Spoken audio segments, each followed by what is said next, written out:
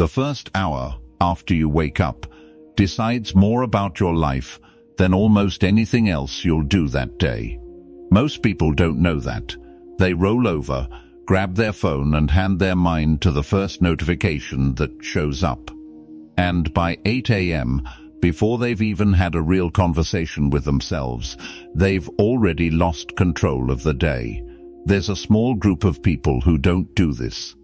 They wake up differently. They move differently. And by the time the rest of the world is still rubbing sleep out of their eyes and scrolling through headlines that were designed to upset them, this small group has already built the kind of mental discipline the old Stoics spent their whole lives writing about. If you clicked on this video because the title said only 1%, I want to tell you right now, that's not an exaggeration for views. It's closer to the truth than most people are comfortable admitting. Marcus Aurelius woke up every single morning and reminded himself that he'd meet ungrateful people, arrogant people, people who'd try to pull him off course. He wrote that down before he did anything else, not after breakfast, not after checking messages. Before, that's rule number 1, and it's the one almost nobody follows, because it feels uncomfortable at first. You prepare your mind for friction before the day gives you any. You don't wait to be provoked and then scramble for composure. You already decided, hours earlier, lying in bed with your eyes barely open, that nothing today is going to catch you off guard emotionally. Someone's going to be rude to you. Something's going to go wrong. Fine, you already knew that. So when it happens, there's no shock, no spiral, just a quiet nod, like you expected it, because you did. Try this tomorrow morning. Before your feet even touch the floor, spend 30 seconds and just say to yourself today, someone might disrespect me, something might not go my way, and that's all right. I already accounted for it. You'll notice something strange happen throughout your day. The things that used to knock you off balance just don't anymore. Not because they stopped happening, because you stopped being surprised by them. Now here's rule number 2, and this one is going to sound almost too simple, but don't let that fool you. Don't touch your phone for the first 30 minutes you're awake. I know, you've heard this before, everyone says it. But here's what nobody explains properly. It's not about the phone itself. It's about who gets to speak first in your mind. The moment you unlock that screen, you're not thinking your own thoughts anymore. You're absorbing someone else's opinion, someone else's bad news, someone else's carefully edited version of a perfect life that makes you feel like you're falling behind before you've even brushed your teeth. Epictetus taught that we suffer not from events themselves, but from our judgments about them. Well, your phone is a machine built to hand you 1,000 judgments before your coffee's even ready. Every headline is a tiny emotional hook. Every message is a tiny obligation. You didn't choose any of it, but you let it shape your first 30 minutes anyway. The 1%, protect that window like it's sacred, because it is. It's the only part of the day that's completely, entirely theirs before the world gets a vote.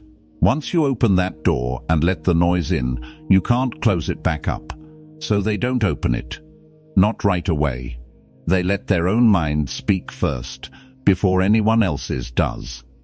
And this leads into something a lot of people get wrong about Stoicism. They think it's about being cold, detached, emotionless, like some kind of robot who doesn't feel anything. That's not it at all. Seneca wasn't emotionless. He wrote to his own mother while he was in exile, comforting her, grieving with her, being fully human about it. Stoicism was never about shutting your emotions off. It was about not letting your emotions be controlled by things outside of you. There's a massive difference between those two ideas, And your morning is where that difference gets built or broken every single day. So rule number 3, and this is where it starts getting a little uncomfortable for most people. Before you plan your day, you sit with silence. Not meditation apps. Not calming music playing in the background. Actual, uninterrupted silence, even if it's just 5 minutes. Here's why this matters more than people realize. Silence is where you actually hear yourself think, instead of just reacting to whatever's loudest around you.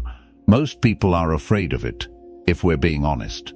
Silence makes you face whatever you've been avoiding, whatever thought you keep pushing down during the busy parts of your day. But the 1% don't run from that. They sit in it. They let the uncomfortable thought surface. They look at it directly, and more often than not, it loses its power the moment it's actually acknowledged instead of buried. This is where real mental toughness gets built.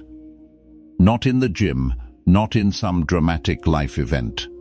In 5 quiet minutes before the world wakes up, when it's just you and your own mind, and you choose not to flinch away from it.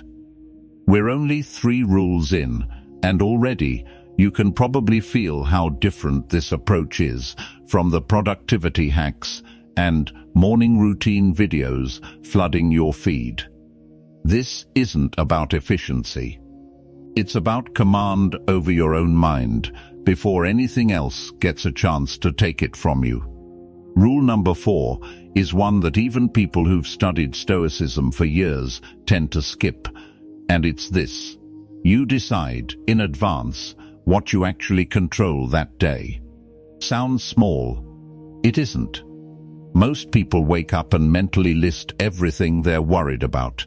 The meeting that might go badly. The person who might text back something upsetting. The traffic, the weather, the 100 little variables completely outside their hands, and they carry all of that weight before they've even had breakfast. Epictetus built an entire philosophy around one single distinction. Some things are up to us, and some things are not. Your reputation, other people's opinions, the outcome of most situations, none of that is up to you. Your effort, your honesty, your reaction, that's yours completely. So before 8 a.m., the 1% run a quick, almost boring exercise.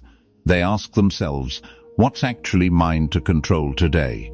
And they write it down, sometimes just in their head, sometimes on paper. It might be 3 things. It might be 1. Everything else, they set down before they even pick it up. Not because they don't care, because carrying what isn't yours to carry is how people burn out by 10 a.m. and don't even know why. Try it honestly for a second. Think about what's stressing you out right now, today. Now ask, is this actually something I control, or is it something I'm just anxious about? Most of the time, it's the second one, and once you see that clearly, the grip it has on you gets weaker almost instantly. Rule number 5 is physical, and this one surprises people because they assume Stoicism lives entirely in the head. It doesn't. Marcus Aurelius wrote about getting out of bed even when his body didn't want to, even when he'd rather stay warm and comfortable. He talked himself through it like a conversation, telling himself that he wasn't born to lie under blankets, he was born to work, to move, to do the thing he was meant to do. So Rule 5 is simple on paper and hard in practice. You move your body, deliberately, within that first hour, not for aesthetics, not to burn calories, to prove to your own mind that it doesn't run the show. This is the part people underestimate the most. Every morning your body is going to whisper to you that it's tired, that it's cold outside, that 5 more minutes won't hurt.